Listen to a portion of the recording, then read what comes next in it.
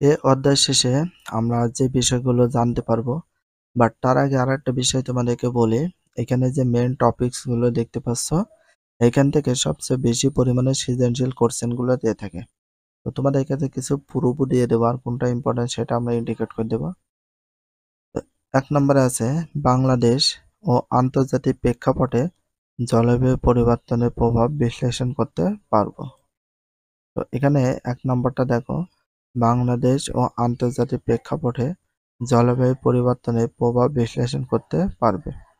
তো এখানে দেখো যশোর বোর্ড 2020 সালে এসেছে, ঢাকা বোর্ড, বরিশাল বোর্ড 2017 সালে এসেছে এই প্রশ্নটা। 2 নম্বরটা দেখো, পরিবেশগত সমস্যার সৃষ্টি কারণ ব্যাখ্যা করতে পারবে। হ্যাঁ, কি কি সমস্যা হতো সে কারণগুলো ব্যাখ্যা করতে পারবে। দেখো 2 নম্বরটাও ইম্পর্টেন্স আছে, পরিবেশগত সমস্যার সৃষ্টির কারণে ব্যাখ্যা করতে পারবে কারণগুলো। এটা বরিশাল বোর্ড দেখো, যশোর বোর্ড 2020 সালে এসেছে, বরিশাল বোর্ড 19 এবং বরিশাল বোর্ড 17 সালে এসেছে। 2 নাম্বারটা অনেক ইম্পর্টেন্স। তারপরে দেখো 3 নাম্বার, সুস্থ জীবনযাপন মানসম্মত উন্নত পরিবেশের গুরুত্ব বিশ্লেষণ করতে পারবে। দেখো এটা এতটাই ইম্পর্টেন্স, অনেক বেশি ইম্পর্টেন্স। দেখো ভালো করে মন দিয়ে দেখো, দুর্যোগ সৃষ্টি কারণ, প্রতিরোধ, মোকাবেলার কৌশল ও তাৎক্ষণিক করণীয় ব্যাখ্যা করতে পারবে। এটা ভেরি ভেরি ইম্পর্টেন্স, আন্ডারলাইন করে রাখো, অনেকবার এসেছে। দেখো 3 নাম্বার, দুর্যোগ সৃষ্টি কারণ, প্রতিরোধ, মোকাবেলার কৌশল এবং তাৎক্ষণিক করণীয় ব্যাখ্যা করতে পারবে।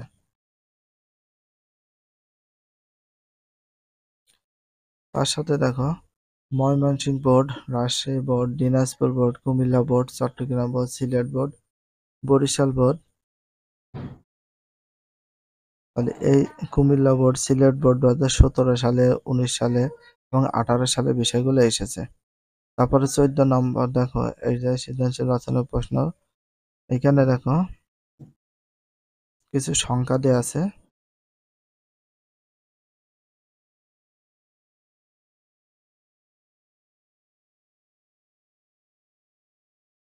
তো সৃজনশীল রচনার প্রশ্ন যে এখানে রয়েছে তার সেই নাম্বারগুলো এখানে দেয়া আছে, এই প্রশ্নটা কোথায় আছে।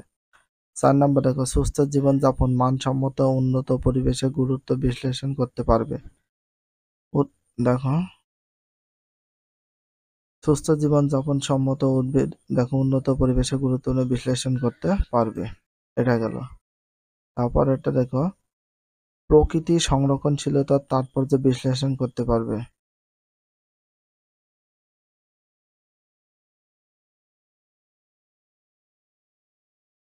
তারপরে দেখো প্রকৃতি দেখো সংরক্ষণশীল তার তাৎপর্য বিশ্লেষণ করতে পারবে।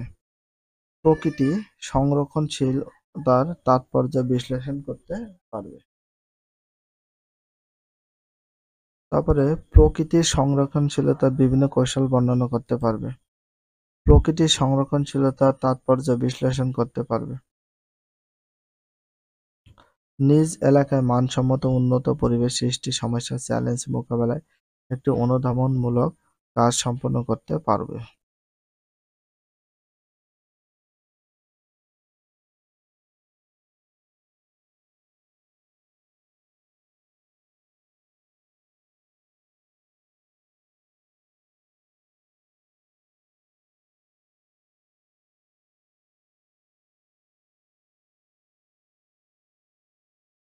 প্রকৃত সংরক্ষণশীলতার বিভিন্ন কৌশল বর্ণনা করতে পারবে। প্রকৃতির সংরক্ষণশীলতার তাৎপর্য বিশ্লেষণ করতে পারবে।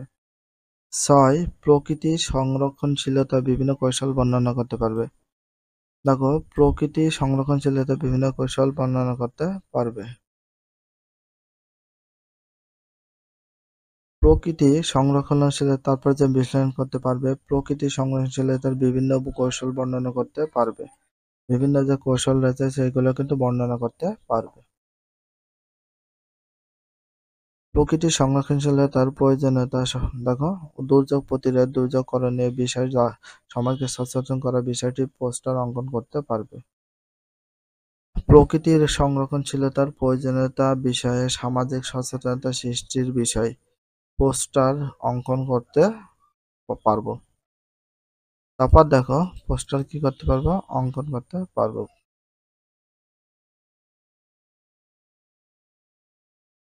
পরিবেশ সংরক্ষণে সমাজ সচেতনতা বৃদ্ধির উদ্যোগ গ্রহণ করে। তাহলে পরিবেশ সংরক্ষণ সমাজ সচেতন বৃদ্ধির উদ্যোগ গ্রহণ করে, যে উৎপাদন সে উদ্যোগ গ্রহণ করে থাকে। পরিবেশ সংরক্ষণে সমাজে প্রচলিত সৃষ্টির উদ্যোগ গ্রহণ করবে।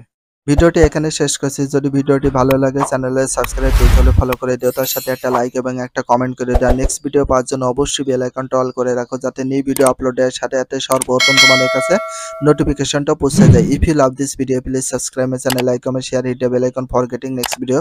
So everyone take care, love you, আল্লাহ হাফেজ, বাই বাই।